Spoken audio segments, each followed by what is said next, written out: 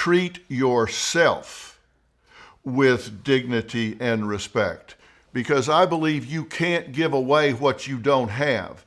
So if somebody doesn't treat themselves with dignity and respect, if they don't heal that damaged personal truth, and however that damage came about, maybe it's a woman that has been sexually abused growing up by an uncle or whatever, and we know 95% of molestation is by someone they know to the family. It's not the predator in the raincoat at the schoolyard saying, see some pictures and candy. I mean, it's somebody we know and trust usually in these situations. But let's say it's a woman that has been molested and raped in her childhood, and that's never been healed in her.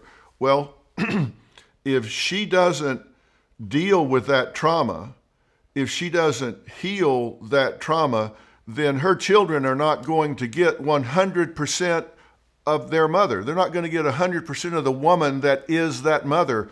Or if it happened to the father, they're not going to get 100% of who he could be, who they could bring to the table, the mother or the father bring to the parenting table, unless they heal that damaged personal truth. And, for me in my situation, growing up with that, I had to heal that personal truth.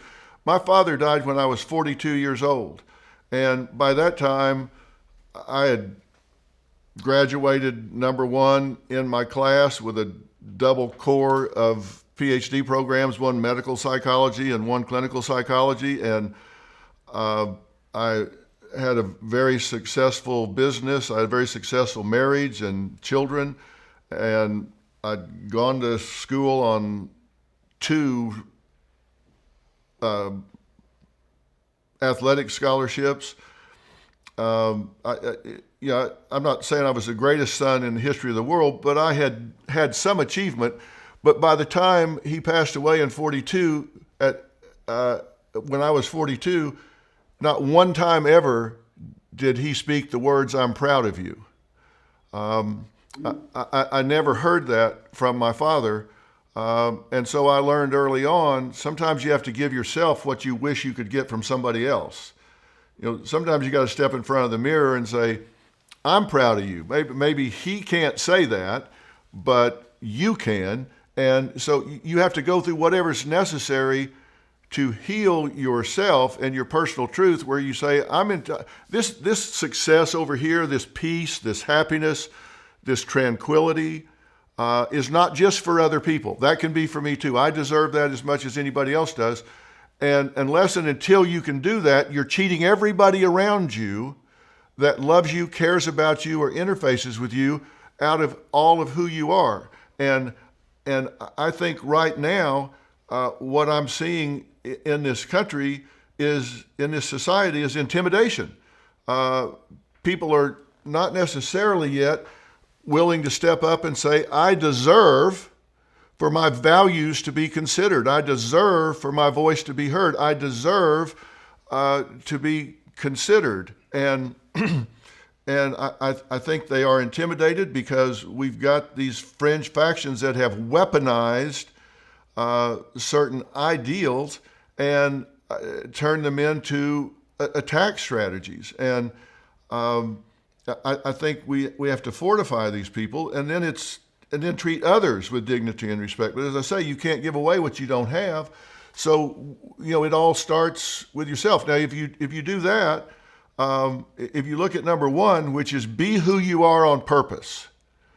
Be who you are on purpose. Live with intention. I mean, it drives me crazy to see people that get up and just go with the flow. Whatever comes their way. What are we going to do tomorrow? Well, we'll see. No, we won't see. You need to decide what you're going to do tomorrow. Live with intention and own it. I mean, people criticize me sometimes, and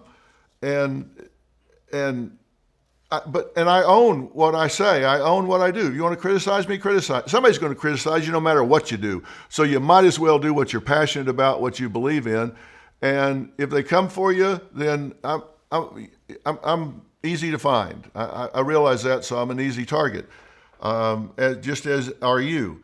But we have to decide we're going to be who we are on purpose. We're going to live with intention.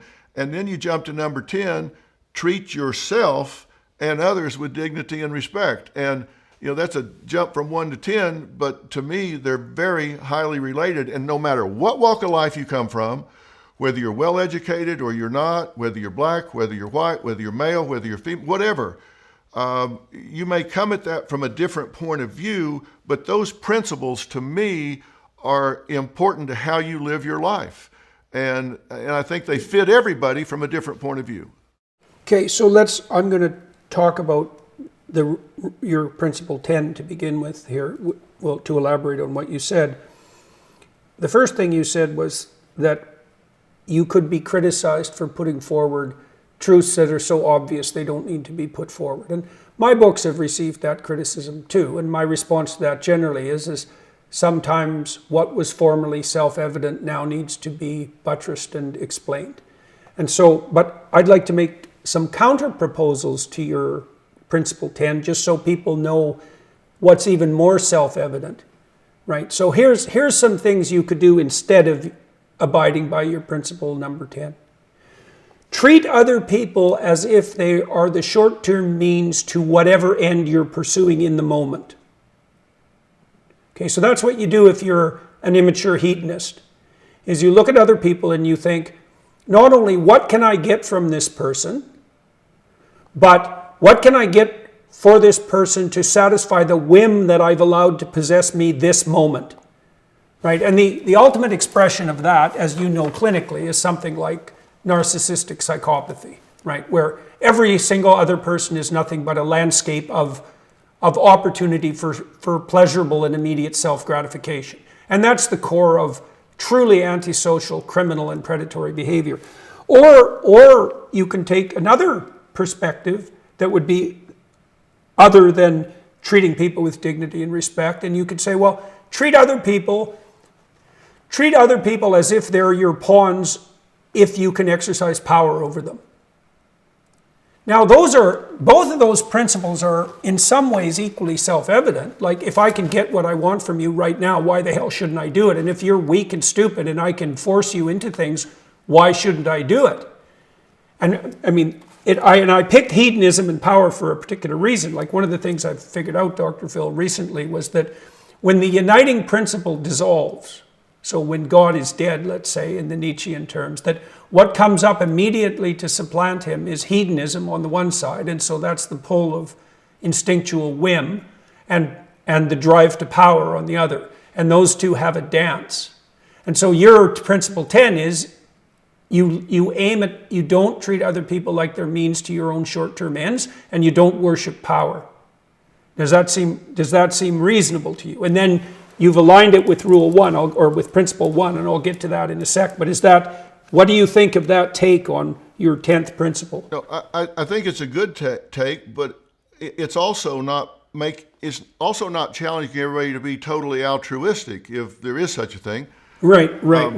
And we can talk about that probably till the cows come home. But my point is, like, I can go make a deal. You and I could make a deal. We could open a business and we could say, okay, Jordan, you're going to show up every day at 8 o'clock and you're going to close every night at 8 p.m. And we're going to be 50-50 partners.